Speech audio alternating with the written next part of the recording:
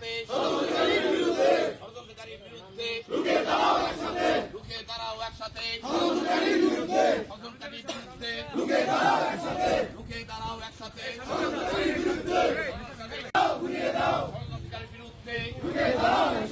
রুখে দাঁড়াও একসাথে। বলতে চাই না, কলাপাড়া বাউল সংঘের সাধারণ সম্পাদক হিসেবে একটা কথা বলতে চাই।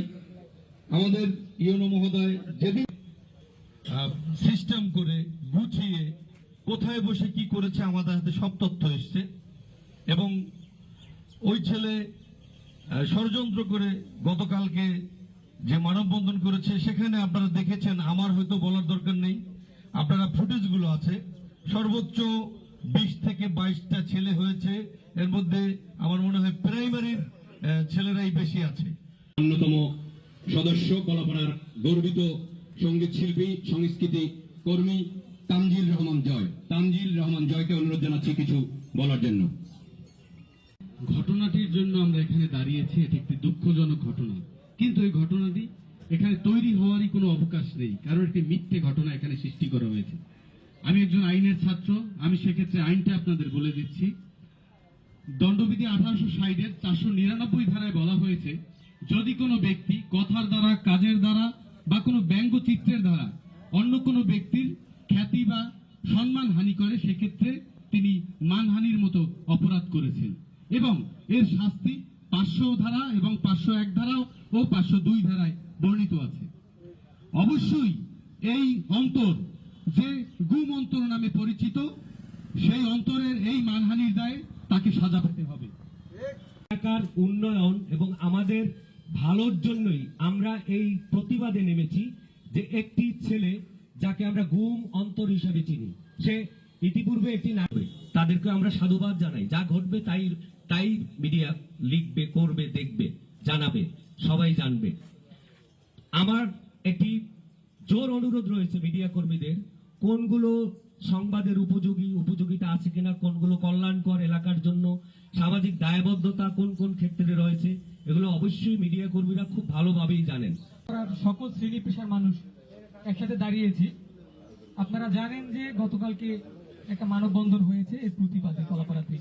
তবে আমরা এতটুকুই বলতে চাই, যদি ইউনো মহোদয়ের বিরুদ্ধে স্পেসিফিক ওভাবে কোনো অভিযোগ থাকে, সেটা আমাদের কলাপাড়ার সাধারণ মানুষকে নিয়েই তাদের একসাথে বসা উচিত ছিল।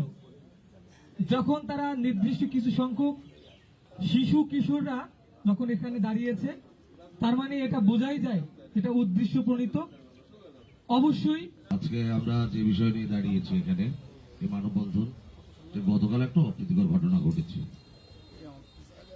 এই যে ভাইরাল খেলা, এবং এই যে ছেলেটি কয়েকদিন একটা, আপনারা সবাই জানেন, গুম নাটক করেছে, এখন কিশোর গ্যাংয়ের প্রধান, সে যেসব কার্যক্রম ঘটাচ্ছে শুধুমাত্র ভাইরাল হওয়ার জন্য, এবং এর তীব্র প্রতিবাদ জানাই এবং তার শাস্তির দাবি করে আমি আমার ক্ষুদ্র বক্তব্য শেষ। বিভিন্ন শ্রেণী পেশার মানুষ উপস্থিত রয়েছেন, জাতির বিবেক, কলম যোদ্ধা, সাংবাদিক বৃন্দ। আজ আসলে এখানে দাঁড়িয়ে কথা বলার, এই যে কথা বলছি, সত্যি আমি নিজে লজ্জিত।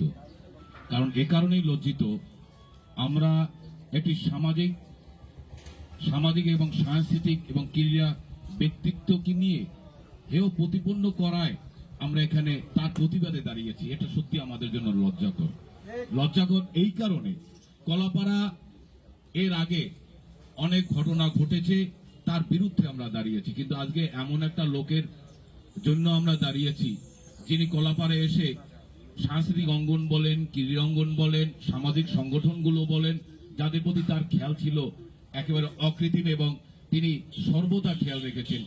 জানাও, তোমরা দেখেছো কলাপাড়ার সর্বস্তর এবং মহিপুর সর্বস্তরের মানুষ, তাই মহিপুর এবং কলাপাড়ার মানুষ হয়। কারণ আমি আমার দেখা চোখে, আমাদের উপজেলা নির্বাহী যে অফিসার আছেন, আমার দেখা চোখে এরকম ব্যক্তি আমি খুব কম পেয়েছি। এবং আমার সবচেয়ে বেশি বিষয়টা হলো যে আওয়ামী লীগের শেষ পর্যায়ের থেকে উনি আসছেন, সেই থেকে আমি ওনার সাথে সান্নিধ্যে থাকার আমার সৌভাগ্য হয়েছে। আমি দেখেছি ওনার সর্ব বিষয়ে যে এরকম মানে অভিজ্ঞতা, এটা আমি খুব কম দেখেছি। গতকালকে যখন এই মানববন্ধনটা আমি দেখেছি, দেখে আমার খুব এই কষ্ট লেগেছে যে এই ব্যক্তির বিরুদ্ধে এটা ওরা ওদের শুধুমাত্র নিজেদের স্বার্থ হাসিলের জন্য এটা করেছে। এটা সবাই এখানে যারা বক্তব্য দিয়েছেন সবাই সেটা বলেছেন। বিচার যেন কলাপাড়ায় দীর্ঘদিন থাকতে পারে এবং কলাপাড়ার যে উন্নয়নের ধারা সেটি যেন অব্যাহত থাকে, কোন কুচক্রী মহল যেন তাকে অপবাদ দিয়ে কলাপাড়া থেকে বিতাড়িত করতে না পারে, সেই কাজে আপনারা থাকবেন এই আশাবাদ ব্যক্ত করে আজকে এখানে সকলকে আসার জন্য আবারও আয়োজক কমিটি